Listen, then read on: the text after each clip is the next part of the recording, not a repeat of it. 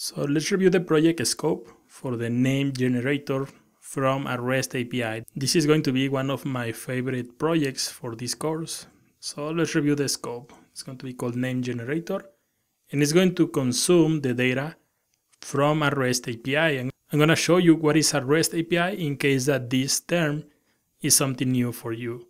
So we're going to send parameters to the REST API based on the information provided by the user in the HTML form. So next, we're going to print the results from the REST API using Fetch API, Ajax, and Async Await.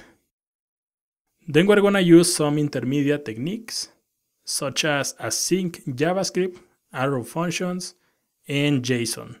So let's review the project. So this is going to be the project, generate names. You can see we can filter by country. So for example, if you click here, you can select from a list of countries. So let's say that someone is having a baby and they want a name from a specific country. They can filter this using this form. So for this example, I'm gonna select France. And you can see we can select between male or female. So maybe they are having a baby boy or a baby girl. They can filter by this. So we're gonna select female.